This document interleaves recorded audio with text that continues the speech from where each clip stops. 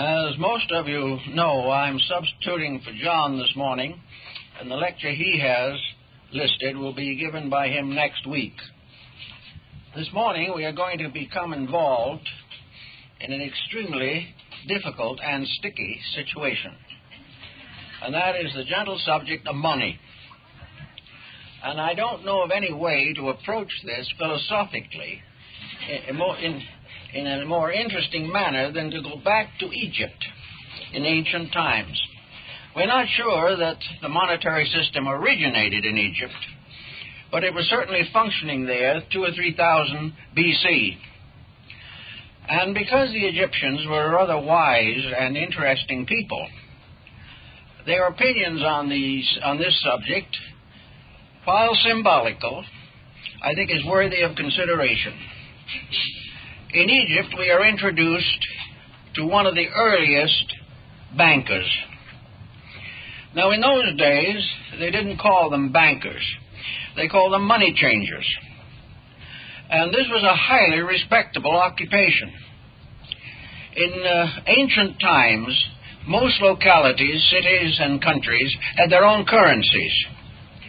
And when they traveled as citizens from one country to another, the individual had to change their money before they could spend it in a foreign country.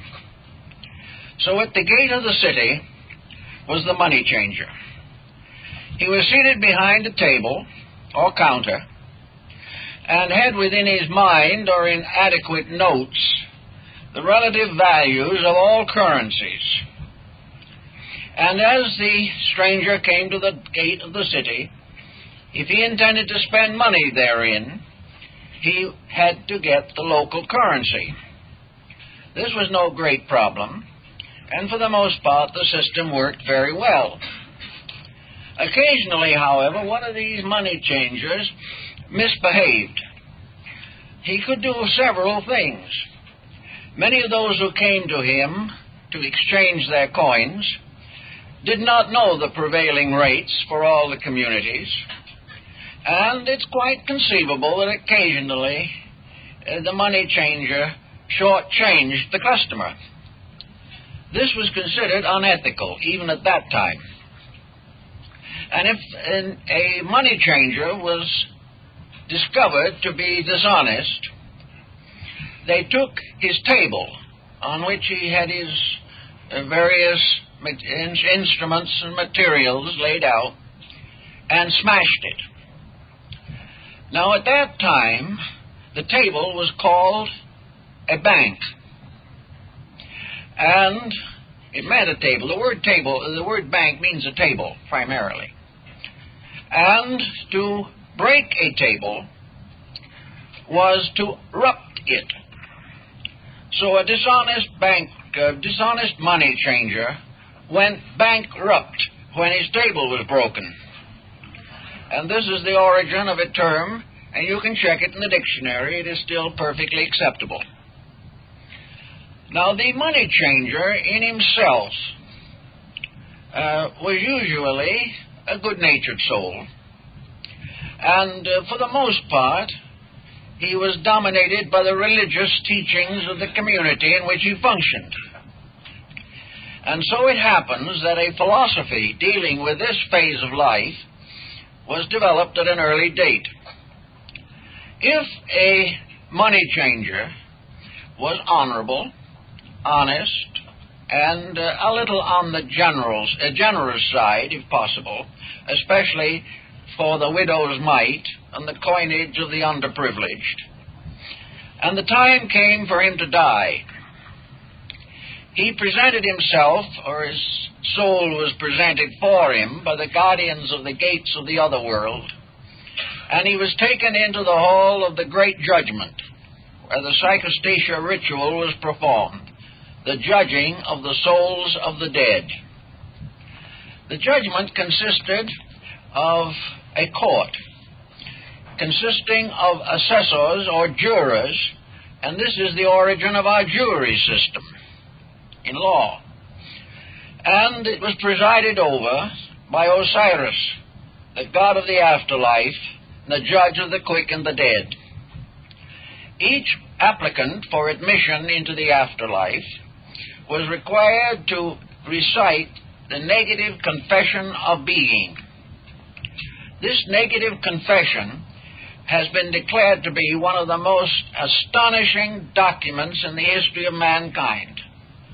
And it is assumed that very few of those who appeared before the judge of the dead could possibly meet the requirements of this negative confession honestly. But as the jurors were there, and they were deities who could read the hearts and minds of men, the person under consideration had to be reasonably accurate.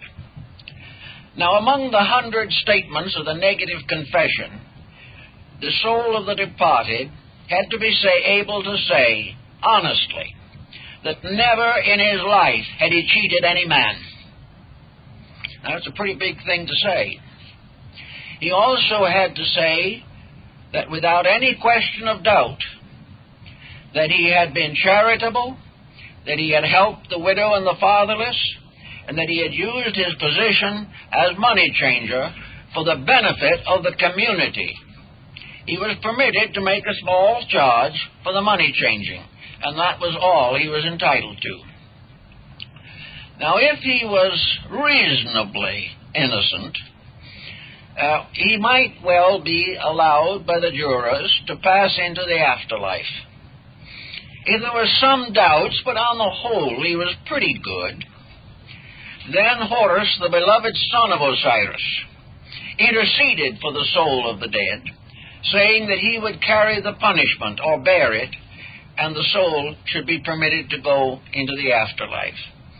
What happened to those who failed utterly is not part of the present story, but they met a proper and appropriate reward or penalty.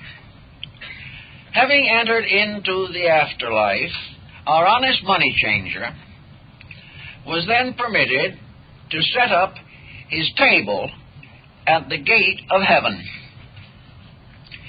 And those who came in from all different directions had to change their money at his table, because the coinage of the mortal world was not accepted in the heavenly region. It was of no value over there. So it had to be transformed into a medium suitable to the life beyond the grave. I think this is a very ingenious thought. And of course, what did the individual bring with him? He couldn't bring the cash. That was obvious. What was the coin that he could carry into the afterlife and have it exchanged for a blissful existence? That coinage, of course, was his own merit. The only coin that was acceptable was his own conscience, his own integrity, and his own fitness. He had to be rewarded according to his works, and he had to receive a medium of exchange that was acceptable in heaven. This, of course, gives us a very good symbolic idea. It was necessary that he have saved up his treasures for the other life. He had to come bearing the necessary symbols which entitled him to the reward which he had earned.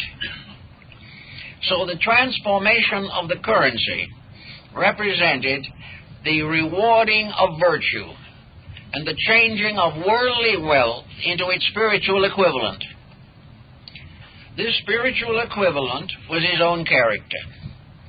It was his own merit and sometimes his demerit. But if he was a good man and brought his proper coinage, he received the tokens of the other world, a world beyond the grave. And he was then allowed to go in and invest or expend his accumulated spiritual wealth for the comfort and continuance of his after-death state. Now, this is interesting because it tells us a lot about psychology. The individual who was the money changer continued to be a money changer. The fact he had passed on didn't put a halo on him or crown him into the group of the celestials. He continued to live as he had lived in this world, but it was no longer a material world. It was that kind of world which the ancients considered to be a kind of sleep. A sleep.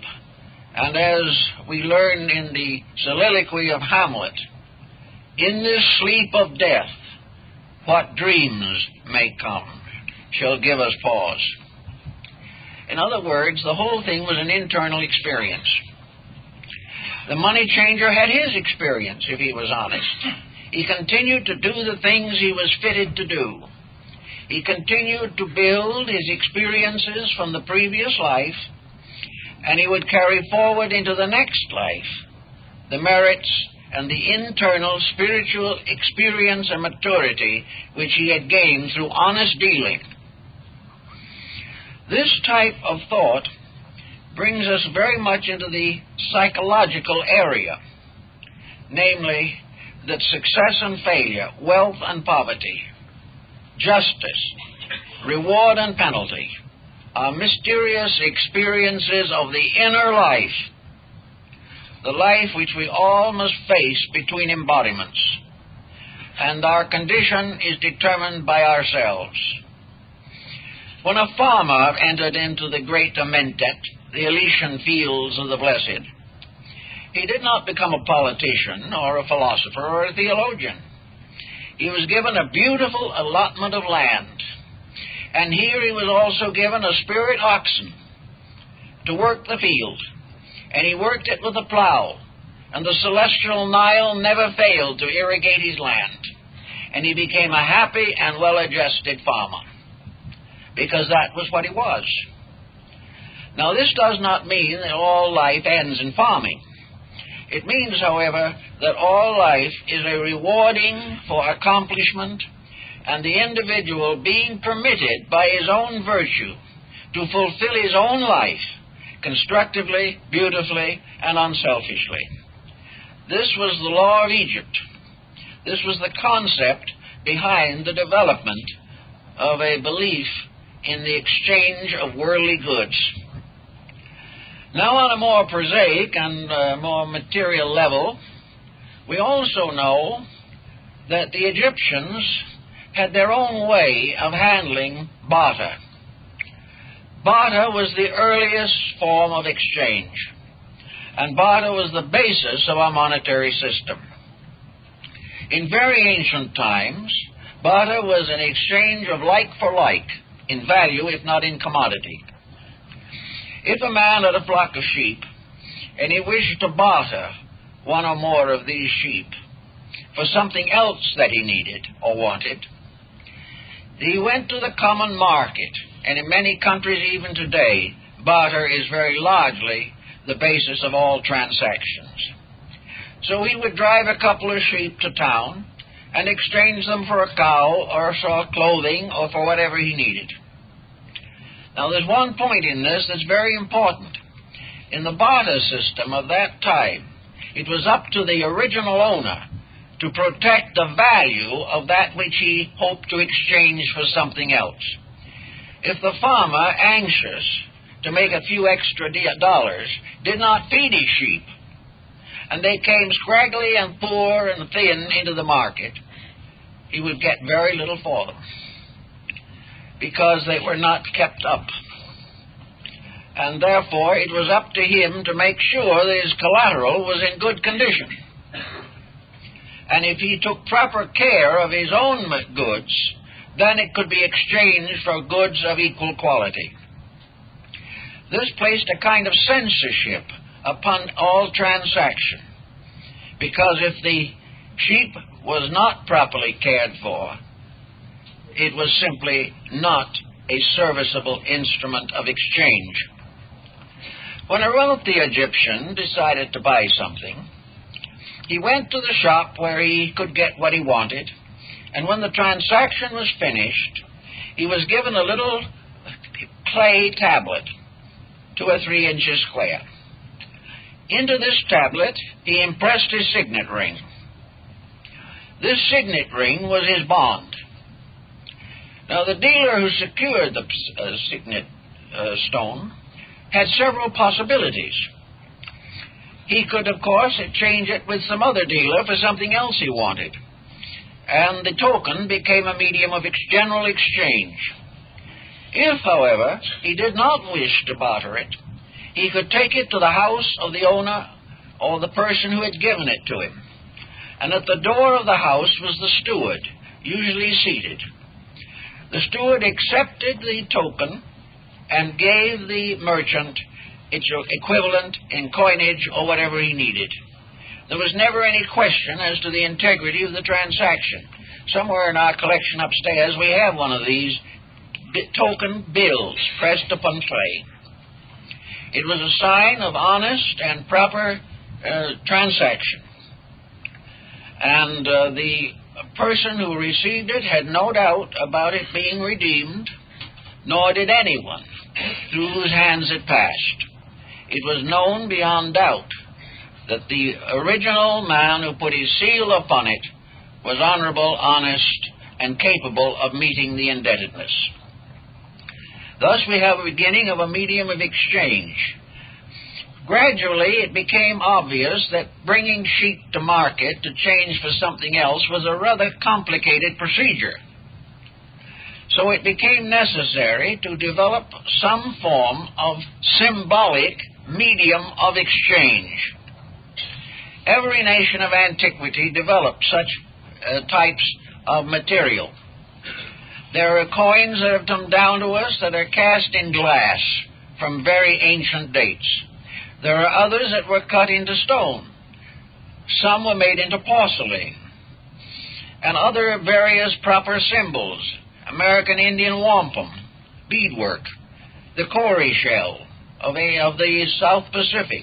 All of these were mediums of exchange. In early Virginia colony, a bundle of tobacco leaves was currency. All these different forms were intended to facilitate transactions. And when it became so complicated that no one could really bring all his produce to market himself, then it became very important that he have tokens by which he could claim payment or by which he could give payment. These tokens multiplied and became more and more complicated. But in every instance, the token served only one purpose. It stood for value. It represented a legitimate monetary or financial or commercial value. It was given as a symbol of an object. Now, for instance, you can say we have what we call today chattel mortgages. The word chattel, if you look it up, means cattle. And a chattel mortgage was an indebtedness placed upon a herd of animals. Of course, today it would be rather difficult and embarrassing to drive a herd of cows into a bank. But still, in ancient times, always one thing was true. The token, whatever it was for value. And that value was fixed by the commodity patterns of the time. There was no escaping the simple fact that the token of itself had no value. The little lump of clay wasn't worth anything. The dollar bill cost to make it only a fraction of a cent. It has no value in itself. It is a symbol of value. Now, as long as it remained a symbol of value, we had a comparatively honorable state of exchanges. As long as this symbol was not expected to be a thing of value, but was only a symbol of a personal relationship, either through purchase or sale. As long as this continued, things were relatively honest. Gradually, however, a change took place. In this change, the commodity, the token, began to be regarded as valuable in itself. it was possible to accumulate these tokens, and by accumulation of them, to declare to others that we possessed a kind of wealth. When a knight in the Middle Ages got short of change, he took his armor or his helmet to the armorer, the man who made it, who would loan him a little money on it temporarily. This, again, was only a form of barter. The collateral was held against the payment of the debt, but the collateral had no value other than as a symbol of an ethical transaction. When the early Dutch in the end of Manhattan, south end of Manhattan Island, got together under a tree to form a benevolent association of mutual protection, it was the beginning of the stock exchange. That's how it all started. It was always a use of some convenient symbol, by means of which transactions could be made more rapidly and more certainly and honorably. Gradually, the theory of accumulation took over. And of course, this theory of accumulation went head-on into the Egyptian philosophy of life, namely, that whatever you accumulated could only be with you for the duration of your present existence. Some of the Druids of Britain are said to have borrowed money in one lifetime and guaranteed to pay it back in a later embodiment. This system, however, never became generally popular.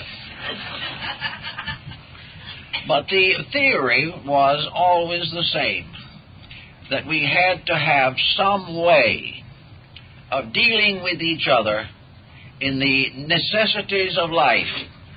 One man raised the corn, another man wove the goods. The cloth and the corn were values. The man who worked the corn changed it for yardage. This went on until finally we forgot the fact that the medium of exchange was a completely physical instrument. It had very little to do with anything except what it was intended to be, a way of handling a transaction. This gradually resulted in the concept that the coinage was something of eternal value, something that could be hoarded, something that could be passed on from one generation to another, and that finally superiority in this life was symbolized by coinage. Now, in old days, of course, coinage was not a symbol as it is to us. We look back upon the tales and legends of great wealth in antiquity. But most of this great wealth was in the hands of persons who had forgotten their own mortality. They had forgotten that they could not take it with them.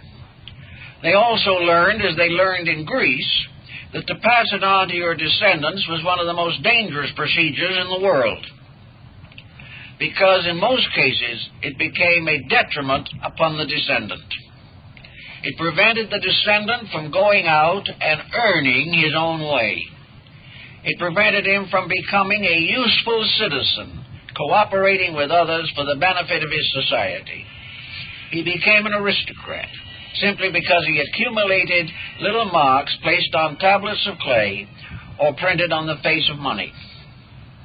All this changed our psychology of life, and gradually, out of what we term the profit system, there has evolved the physical economic complexity which we know today. We have forgotten that we are not here primarily to accumulate. If we were going to live forever, it would be different. But in this foreverness of the higher world of things, the coinage cannot be considered immortal. It is part of a very simple procedure, a procedure of food, clothing, shelter, a procedure of guaranteeing the necessities of life by earning them, and by earning them to gain the tokens or symbols by which we could meet our responsibilities. In those days, there was no idea whatever of money making money. Money was to be used by the person who earned it to meet the requirements of his society and to carry himself rather than to become a dependent upon society. As we went along in this particular problem, another situation appeared almost immediately, and this is very intriguing. The moment a standardized form of currency came into existence, two things happened, maybe both, or at least one of them. One was that this currency could be devaluated. The Roman emperors, when they got into financial trouble, instead of issuing silver coins, made their coins of copper and coated them with silver. It seems to me that happened around here not too long ago. Gradually, the coin no longer had a factual value. Now, as its moral and ethical value declined, its factual value became more obviously important in commerce. It became necessary that the coin itself be of some substance equal in value to the debt. The second thing that could happen, and did happen frequently, was that both the coinage and the currency, or paper money, was counterfeited. Now, counterfeiting began at a very early time.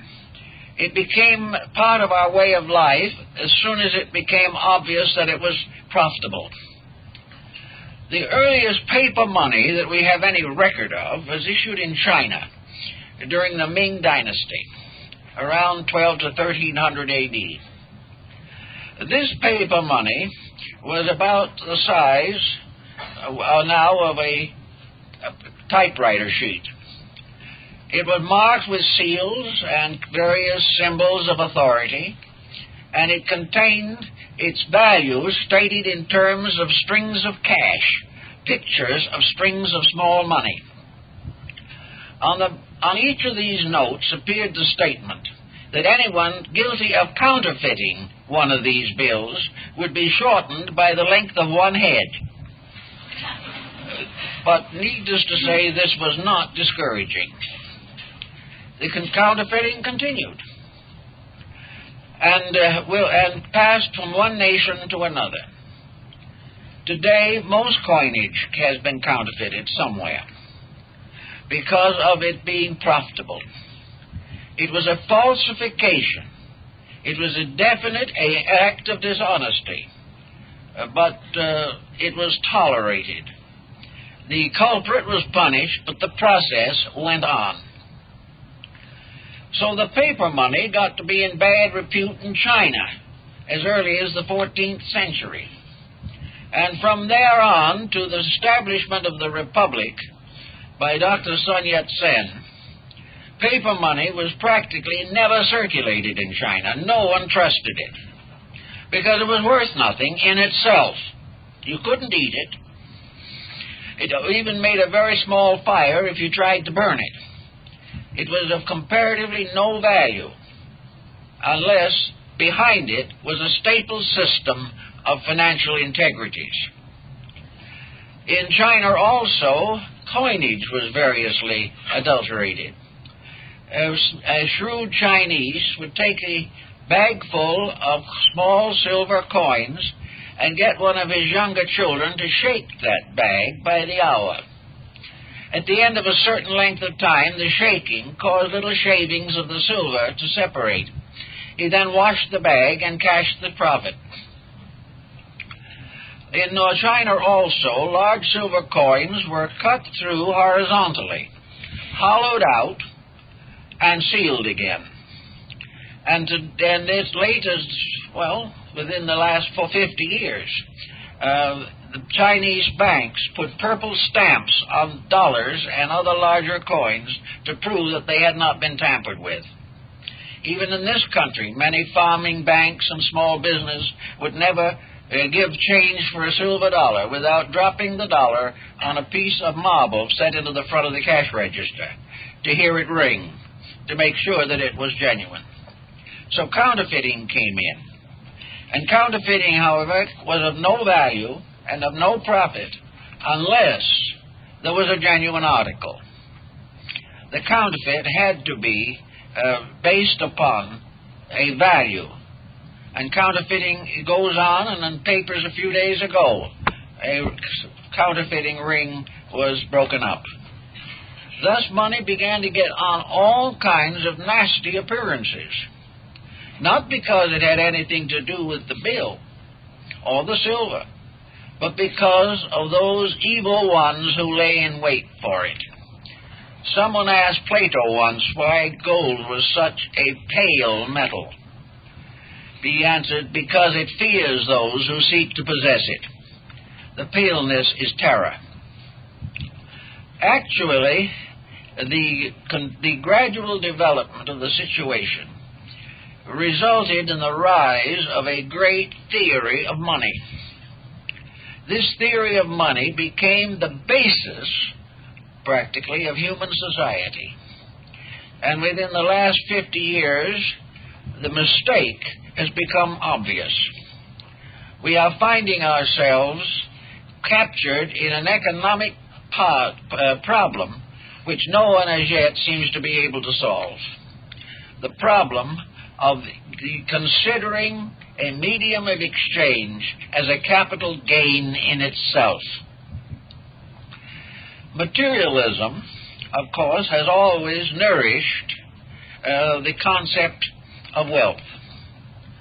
Now, wealth thoroughly and basically is considered in ancient times as a process in merit. Wealth was the individual reward for individual industry. Wealth was necessary to a measure, and it is still necessary to a measure. But wealth was actually an inducement to produce. It was an incentive to excel in some field of activity. This excellence might be in the making of a violin or in the development of some useful commodity. Actually, wealth in ancient times was closely associated with art and very closely associated with religion. It was a symbol of value, and this value was assumed to be a product of individual integrity. The individual was proving his ability through his own productivity. This productivity separated him from the indolent. The indolent person, the individual who had no concern for value, who wished to live without work, or wished to get by with as little labor and as large a profit as possible, must inevitably corrupt a system. He is not fulfilling his responsibility. Another rule of ancient Egyptian finance was that in the other life, the individual had to prove merit. He had to prove that his life had been in some way a contribution to public good. He had to have done something that was of service to others rather than himself. He had to have so lived that the world was a little bit better for the fact that he had lived. If his actions were such that the world was a little bit worse because he had lived, then he could not pass the final judgment. Today we are in a very complicated situation economically, and all the legislation in the world probably cannot solve it. It has to go back to where all responsibility in human affairs rests, and that is with the human being. The highest form of wealth, as Egypt pointed out, was integrity. This was the one commodity. Integrity involved both honesty and intelligence. The individual who is unhonest is making one serious mistake, and another person who is unintelligent in the use of what he has is making another mistake. His non-intelligence is contributing to the delinquency of other people. All of the principles involved are simple. The difficulty is to find an instrumentation for them. We have to find some method in this world by which principles are given an opportunity to guide human conduct. As time went on and goes on today, there has also been a great change in the attitudes of people toward life. Even in our younger days, life was a comparatively well-ordered existence. The individual belonged to a group. He might be a member of a guild. He might be a member of a trade union. He could well be a small shopkeeper or a small-town physician. But he had his niche. He had his place where he worked, in the sense that he made his contribution to society. He lived within his means. It never occurred to him to live otherwise. And in spite of the fact that he might be surrounded by persons who had more than he had, this did not seriously discomfort him, because he did not regard wealth as a symbol of superiority. He knew enough from personal experience or observation to realize the miseries of the rich. He realized that they were not enjoying what they had. Instead of enjoying it, they were servants to it. And Buddha points this out very, very clearly. Namely, that those who do not have much live miserably because they do not have more. That those who have much live in misery for fear that it shall be taken from them. And everyone shares a certain common anxiety. This was quite according to natural law and procedure. Now, when we come into the financial situation as it is, we realize that we have lost something. We have lost leadership. We have lost the guidance of the authority of principles. One of the principal factors in this situation has been materialism. Materialism has focused the mind entirely upon this small span of time, which we call a lifetime. Materialism has made it mandatory that success be achieved here, and that success here is the ultimate purpose of existence. In order to make this really stick, in order to be able to sell the idea on all levels of society, materialism must in some way interfere with the cultural morality of antiquity. The materialist must not look forward to any life beyond this one. He must realize that it is his privilege, as one of the Roman emperors is supposed to have said, to eat, drink, and be merry, for tomorrow we shall die. Even the Romans were a little smarter, however, because whenever they had a great feast, they reserved one seat at the head of the table and placed a skeleton in it, to remind all there that life was fleeting and that the inevitable was always close at hand. But in this problem, it's the concept of accumulation built around a materialistic attitude of life made it very valuable to some people to think in terms of material possessions. These material possessions might be a piece of land, a building, valuable personal properties. Whatever it was important. Yet we have no record up to the present time that any materialistic substance or possession can have a continuous effect upon consciousness. It must be left behind. Why then should we become so desperately dedicated to accumulations which at best are only loaned to us? We own nothing. We only own our own souls, and that we do not generally find sufficiently important to try to raise money on them. The materialistic position can only result ultimately in an overestimation of false values. If we are not aware of true values, then we substitute values that are not true and satisfy ourselves by the immediate accumulation of things rather than to contemplate the ultimate consequence. Now, this world is a very interesting place, and it has a great many dimensions that are worth a lot of thought. The human being can have a very interesting life, and also a life that is very profitable in terms of things he can take with him. Among the things that he can take with him, according to the Egyptians, are the attributes of his own soul.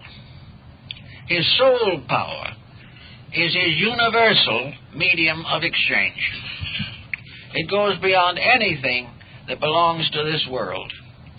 Now, the power or treasuries or wealths of the soul are friendship, love, thoughtfulness, dedication, the improvement of the mind and heart, the accumulation of wisdom, and the practice of charity.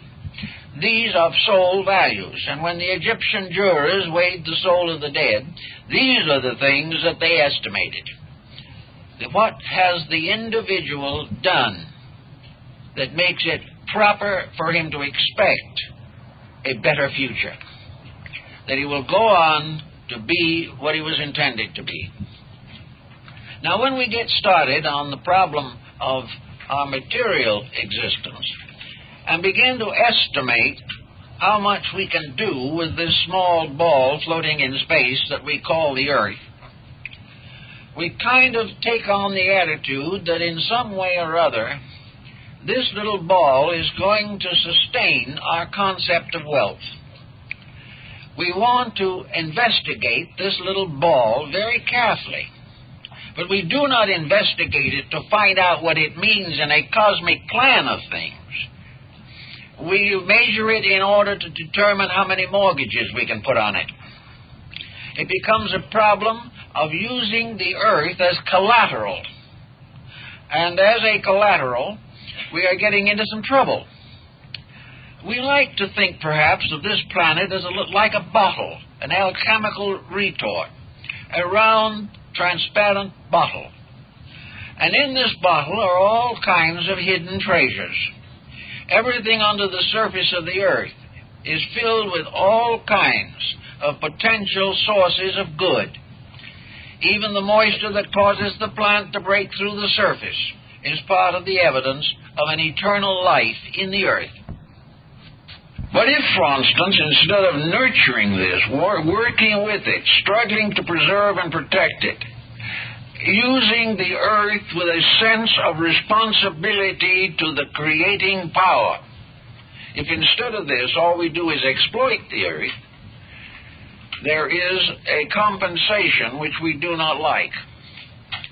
For instance, we are going to be faced more and more with a petroleum problem. And we are going to fight and struggle and buy and sell and trade and swap and steal to control the available fuel resources. And we are going to fight and struggle and buy and sell and trade and swap and steal to control the available fuel resources. We forget this Earth is a bottle and that it only has so much in it. And when what is in it is gone, it is gone. And it takes millions of years to replenish an exhausted petroleum field. Therefore, this whole situation is fraught with the greatest danger. And this danger is summed up in the concept of profit. We are willing to sell our birthright for a bowl of potash, in this case, a bowl of petroleum. But we are using our means for the wrong ends.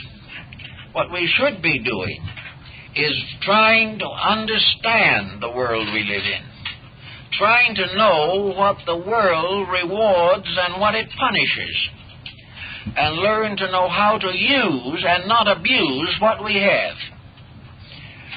In Rome, an old farmer once dug up a pot of gold in his field when he was plowing.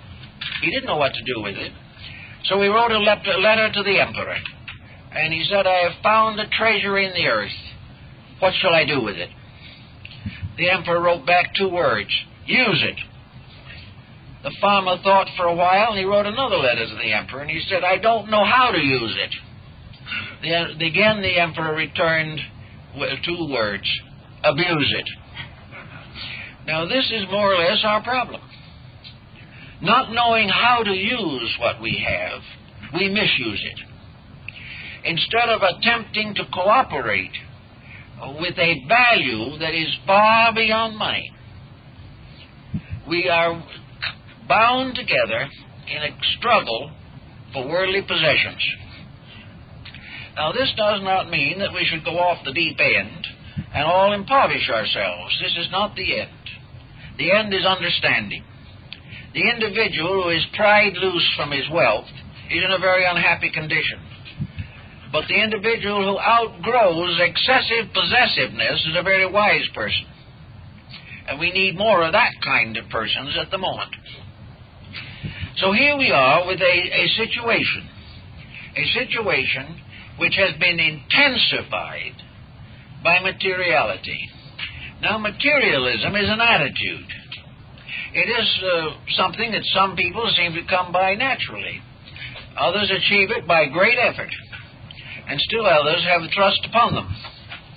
But in all principle and in all fact, materialism is simply a point of view. It is an attitude towards something. It would have remained such had it not been for the fact that it has been scientifically organized. Science coming along without a religious leadership has aided and abetted human selfishness.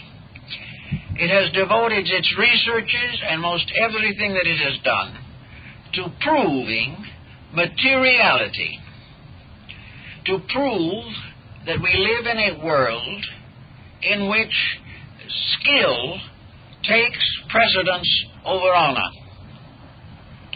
We have become very skillful, and for probably the 100 years from the middle of the last century on, we have become increasingly proud of scientific progress and increasingly indebted to its productions. Now, science has done a lot of good. No one is going to say that it hasn't. The principles of science are philosophical. They go back to the dawn of time. Man began to be a scientist the moment he decided to improve his state. Science in itself is not bad. We're not running down scientific achievement. What we are concerned with is the fact that science is not self-disciplined. That science, instead of advancing the cause for which it should be advancing, has gotten sidetracked. An astronomer looking out in the sky cannot but be impressed by the magnitude of the universe and the comparative insignificance of himself. We look out upon an orderly way of existence. We now not only hunting out galaxies, we are looking for holes in them. We are going on exploring space. But something about this exploration has been frustrated. When we explore space, what does it mean? What do we learn from the recognition of an infinite reality superior to anything that man can even understand? How are we going to advance scientifically unless the scientist thinks beyond the boundaries of materialism? Not only are we indebted to him for the exploration of nature, but we are indebted to him for all kinds of byproducts. And as we study these byproducts, we realize that many of them are also completely focused upon materiality. We find an educational system which is deficient in the most important thing in the world, and that is spiritual conviction. we find every profession, every art, every trade becoming more skillful, becoming better able to administer its various activities, but with little or no insight as to meaning. The meaning is lost. Where the meaning is lost, where the idealism fails, where all principles are downgraded to a large degree, where we are entertained only for the benefit of the advertisers, we are gradually becoming more and more disillusioned and are gradually being internally injured by an attitude which is unworthy of a human being. This means that we are coming gradually to an impasse. We are trying to project materialism and make it the key to the universal procedure, and it is not. And no materialist has ever been able to prove that it is or ever will. We are losing our souls just as surely as Faust sold his immortal soul to Mephisto for a few years of riotous living. This lack of the basic integrities has produced another effect. We have lost this consolation of spirit. We are undermining the friendship of nations. We are having massive difficulties with racial problems. We have all these difficulties, and we have no remedy. So the only thing we do is fall back upon a misuse of what we think might be a remedy, and that is to focus all our attention upon wealth. Wealth is something that you can reach out and touch. Wealth is something you can spend today. Wealth is something you can accumulate for good or no good reason. But wealth becomes the goal of life. Just as the ancient dreamed of being better, the modern dreams of being richer. We have taken materialism, supported it by science, perpetuated by education, and have now accepted it as the key to universal security. This is simply poor thinking. In fact, it is so impoverished that it almost denies our essential humanity. Therefore, wealth is now the guiding spirit. It has taken over, and everything is measured in terms of it. The materialist not believing in anything after death has still further reason to enjoy the moment. Now, in enjoying the moment, we find that wealth is not only something that has to be accumulated, but it has to be administered. Now, one thing we should all learn, and nature probably would uphold us in this lesson if we would ever settle down to it, is that wisdom is the proper use of what we have. Wisdom means that we should apply all of our effort and our worldly goods to the advancement of something that is superior to the delusion of mortal superiority. We need to have, therefore, some approach that will give us a key to the situation. At the moment, we may say that science has not the high reputation that it had 50 years ago. We do not look upon it as we did. Even a new mythology such as Star Wars doesn't completely compensate. In fact, it almost illustrates the problem. Actually, we are now in the midst of a positive application of the universal law of cause and effect. Science, without understanding, without spiritual leadership, without the integrities that come from philosophy, the modifying forces of art and literature, the testimonies of history, and all of the other contributing factors, science is in serious trouble. It has given us, as far as we can judge, the ultimate dilemma, the hydrogen bomb. With this, science could wipe out not only man, but himself and itself.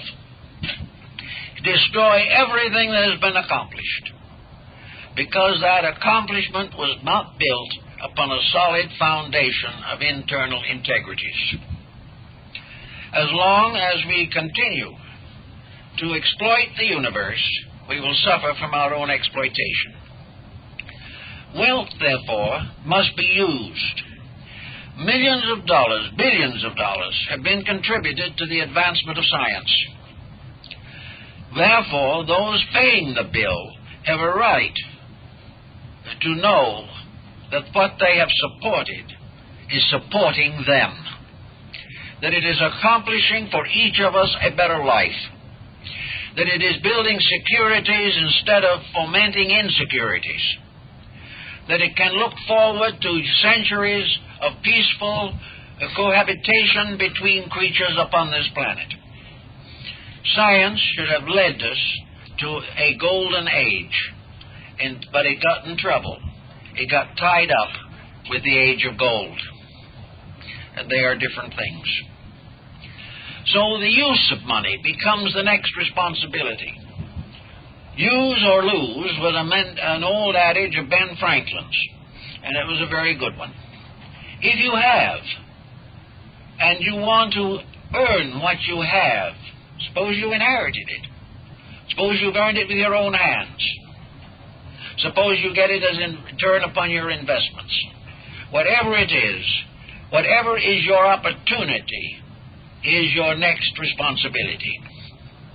Therefore, it is up to the individual and to society in general to make sure that those things which we have are rightly used. If they are rightly used, we justify them. If we use them as they should be used, there could be no reasonable complaint against them. But something must happen to cause the individual to assume responsibility for the use of what he has. This responsibility means thoughtfulness. It means that the person settles down to the wise administration of his own affairs.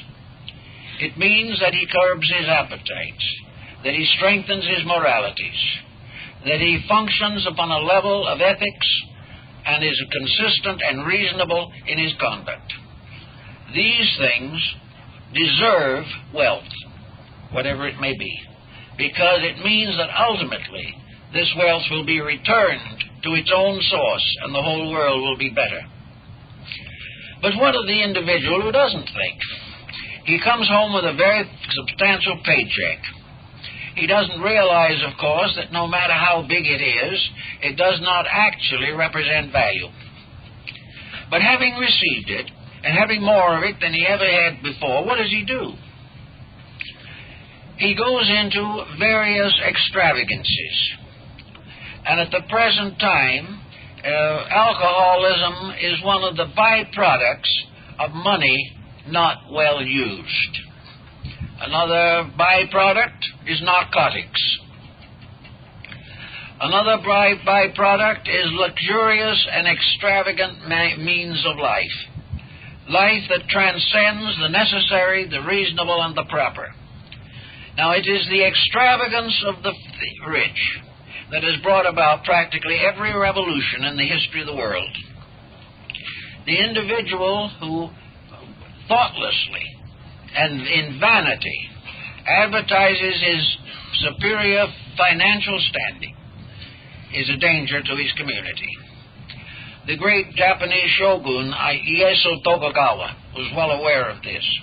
And when he became military dictator of Japan, one of the first things he turned his attention to was the bankers of Osaka. The bankers were a very close-knit fraternity, and in the trading with the Netherlands and later with other countries, they were very prosperous. And pretty soon, their wives and daughters, and even themselves, began to show evidences of luxury. The ladies wanted to wear the most expensive fabrics. The gentlemen wanted to have the most expensive fittings on their swords and on their in their sashes. The children were dressed to kill. Everyone was going along, living it up, to use a non-Japanese term. He also saw this, so he simply passed a law. Any person of wealth who exhibits this wealth excessively shall have his entire fortune confiscated by the state. They just took it away from them. He said, if we do not curb extravagances, if we continue to confront the people with the misuse of wealth, it will destroy the nation. Now, he lived around he was a dictator in the early 17th century, but he made his point very clear and made it stick.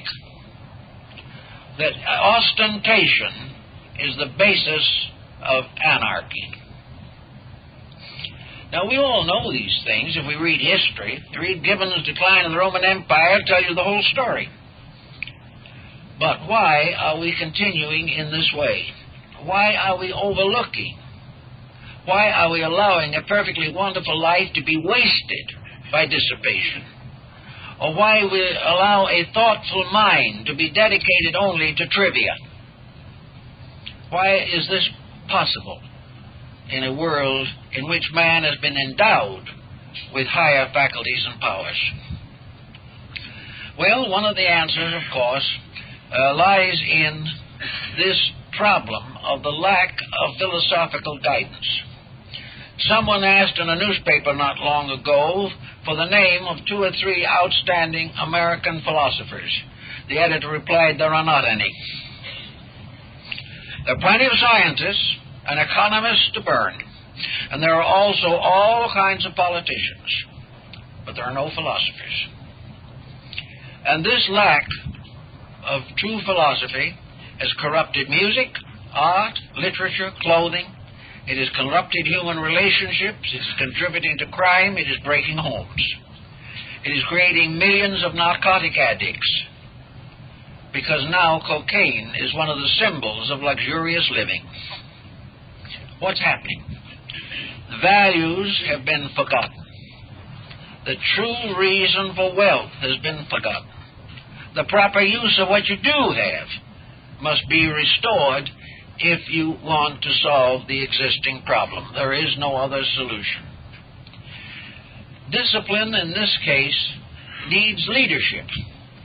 Now, where do we go for leadership in idealism? Well, we can look around, and it seems to be in short supply. But we have a tremendous reservoir of it which we are neglecting, and that is religion. Religion has been in head-on collision with materialism, because unless materialism discounts religion, its own position is impossible. So it is easier to deny religion than to correct the faults of science.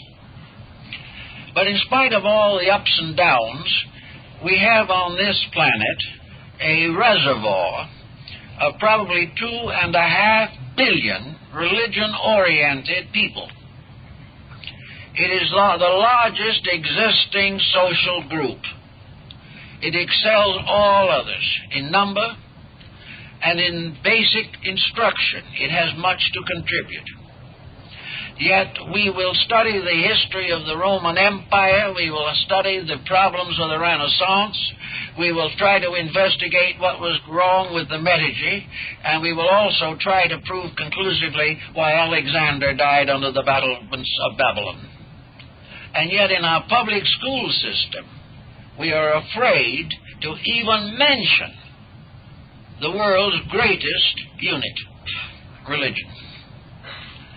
There is no other part of human society that is more significant, has a longer and more unusual history, has had more ups and downs, and has been the cause of greater good or greater ill than religion. And yet we are not even allowed, really, to consider it as part of an educational system unless we go to a theological seminary. Now, we are quite in harmony with the idea that it probably is not proper in a democratic country to favor one religious group over another. This is in violation of a constitutional amendment which is primary and proper. But to face the fact, frankly, there is no reason why religion cannot be part of education, where it can be studied as one of the major institutions of human society. We should never be afraid or ashamed to mention it. We can approach it historically, we can approach it philosophically, but we do not need to become involved in theological disputes. But without some kind of idealism, and where are we going to find it? Where are we going to find an idealism that is a substitute for the Sermon on the Mount? And why do we need a substitute? So our monetary system, in order to straighten itself out, should read Scripture a little more attentively to find out what it's all about. Our present economy that we are so proud of is not practical. It is not factual. It cannot survive the forces that are now gathering around it unless it becomes enlightened. It must begin the problem or accept the responsibility of the recognition of the responsibilities of success in any field or department of life. How would we go about to instrument this? Well, we know that it's going to be heavily opposed. We know that everyone is going to have some reason why he doesn't want it. But the fact remains that gradually that which we cannot control, and that is destiny, is stepping in. What man cannot handle, he must leave to heaven. And up to the present time, heaven has been keeping the galaxies in fair order for uncounted billions of light years. So we might have a little confidence in it. In this sense of the word, then, we notice with marked interest that what man does not voluntarily assume, he has thrust upon him. Within the last 25 years, there has been a great resurgence of religion. The individual, placed in a condition absolutely precarious to his survival, is beginning to think in terms of his own inner life.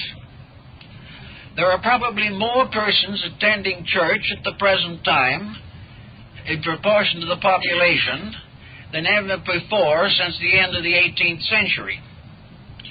We are gaining the realization that we must change ourselves, and we must gradually build our foundation not upon a material anthill, but upon an internal integrity which is infallible. This change is making inroads in every phase of our living. We are becoming more and more addicted to the idea of solving something. Communities are taking over their own projects. There is greater consideration for the unsolved problems. And most of the leaders in these better movements are either religiously or philosophically oriented. They believe in something above matter.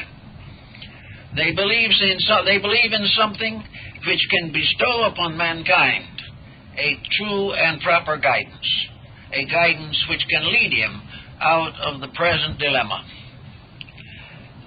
One problem, I imagine, is the same that faces nearly everyone, and that's fear. Fear can be a very dangerous and terrible thing. But the fear of the Lord is the beginning of wisdom according to the Bible. Now, the translation of that word fear from the original Hebrew is not the best choice of words. It was not reason actually terror or something of that nature. Fear in this case is used more or less philosophically to suggest or imply that we are afraid of our own evil, that we fear the law of life if we break it, that we therefore would rather not break it and not bring down a retribution upon ourselves. But actually, man in his fear looks someplace to turn. He's looking for a place to find the means to get a home when he can't find a place to live. He's beginning to be afraid of inflation. He is afraid of energy limitations. He is afraid of a corrupted ecology. He is afraid of his neighbor. He is afraid of every institution which has exploited him down through the years. Therefore, fear ends in a kind of philosophical desperation. The individual finally decides that he has to reorient his own life and put his faith in that in which there is a right of faith. And the motto of the country, "In God we trust," is coming true. We are beginning to realize that it is not entirely safe under existing conditions to trust anything else. So, to find this faith, we have to look inside. We have to take the experiences of the day and distill from them something valuable. We cannot turn away this experience because we didn't like it and accept this failing because it seems pleasant. We're going to have to get down to basics, to a real foundation in values. It will come. Many people are very much disturbed and disappointed about all this, but I think very much definitely it will come. We are going to wake up. We were created to wake up, and it has been a long and tedious procedure. But in spite of all of his mistakes, humanity has survived. He is here. He is on and he is working. And little by little, he is beginning to discover a heart in his work. He is beginning to see that if he uses the natural resources of his planet wisely and unselfishly, we can all live together in comparative security. We can find ways of making our lives useful and beneficial and a source of inspiration inside of ourselves. Under such conditions, if we land in the judgment hall of Osiris, we will pass with shining honors. We will be safe. And our safety beyond this life is beginning to be more important to us. We are beginning to realize that there are many things we have hoped for here which are not going to happen. But we must recognize that no individual who is dedicated to principles can fail. Failure is a term in economics which means you do not succeed economically. But real failure has nothing to do with economics.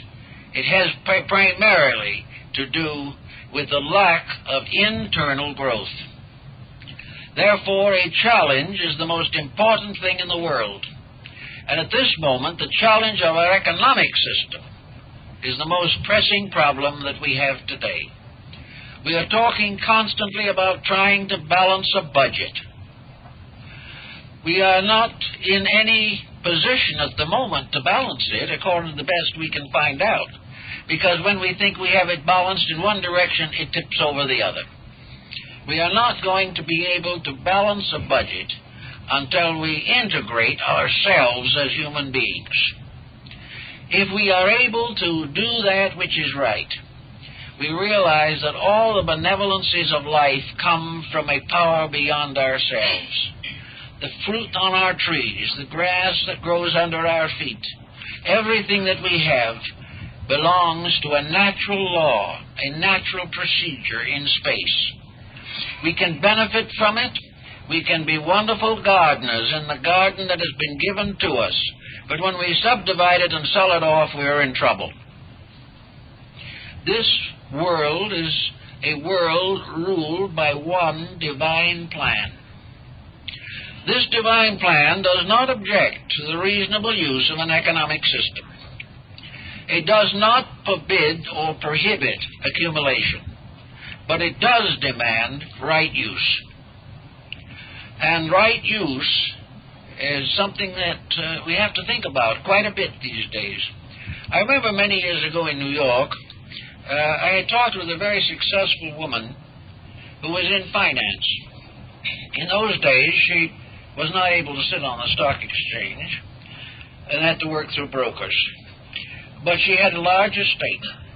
One day we were talking, and she said, "You know, there's nothing in the world that I would enjoy more than to become aware of the philosophic and religious values of life. I would like to settle back to contemplate some type of reality beyond the stock market." But she says, "I can't. I'm completely locked. Every day is another problem. If I do not keep my mind on this, I'll be wiped out. I have to give my life to protecting what I have." Someday we're going to have to realize that we must give our lives to protect something that we are. And that if what we have makes it impossible for us to grow, then we are in very serious situation. So our problem with money is to use it as it was intended, as a medium of exchange, as a way of accomplishing a simpler social relationship, as an indication of the integrity of the seller and the buyer, and to make possible involved transactions of a world ever increasing in population, which must find ways to universalize its needs. We have to have these media, but they have to be in the hands of enlightened persons. They have to be freed from over-ambition. We'd have to be freed from monopoly. They have to be freed from ulterior motives. We have to learn what is the truth about some of these factors and situations. There is a revolt against most of the prevailing institutions simply because we can't live with them, because they make us sick. We are forced to take on, in daily living, exploitation policies which make us sensitive to values that do not actually exist, and lose sensitivity to that which is true. The beginning of wisdom and the beginning of solution is that the human being must grow. And this growth is going to come, and he cannot prevent it. But the main point is that when growth begins, the individual must be open to it. He must be glad that it happens. He must value a magnificent experience far above a possession. He must put the possession of his own life in his own hands and lead it correctly. We have been given a kind of free will, which is really only a power of choice, as Aquinas points out. But we have the right of making decision. And day by day, more people are making better decisions. And these better decisions will ultimately prevail. But they may only come when some situations become so desperate that we cannot survive without them. We're going to grow. We're going to succeed. We're going to use the instruments we have created. We are going to use all that science can give us. We're going to use philosophy properly. We are going to use our economic system constructively. We are going to organize our industrial structure so that all will have a fair part in the resources of nature. We will gradually integrate our religions, breaking through barriers of creed and sect, until finally we come into the realization that religion is merely man's effort to interpret from within himself the great laws of life under which he lives. These things will come because man will survive. I noticed coming down here this morning, I went over a little piece of property where there were stones set together. and between two little blocks of concrete so close together that you could hardly put a knife blade between them, a little plant was growing. It was just a little weed, but it was certainly having a hard time. And yet it had adjusted to its need magnificently. It survived what would normally be called an irresponsible and inevitable defeat. It survived because there was life in it, and that life was stronger than concrete. That life was going to be lived if there was any human possibility or natural possibility for its survival. We are much more important than that little plant, though perhaps in the universe it might take precedence in some matters. But in general, each individual has survival built in. He has the power forever to overcome that which he outgrows, become wiser, better, and nobler in all of his dreams and all of his aspirations. Success, eternal fulfillment is his, and a great cycle of lives which we must live, life after life, ensures the ultimate salvation of all that lives. The main thing is not to make it quite so hard on each other right now.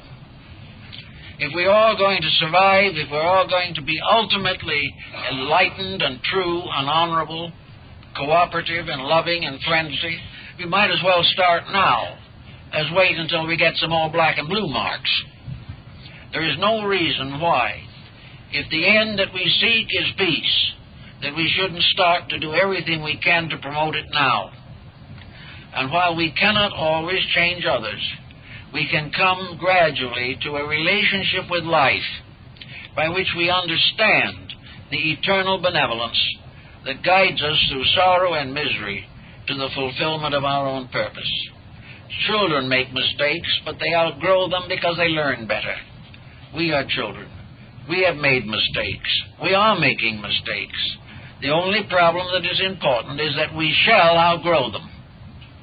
And we outgrow them by living above them, by changing our own attitudes toward them, by using all material things as symbols of spiritual values and spiritual realities.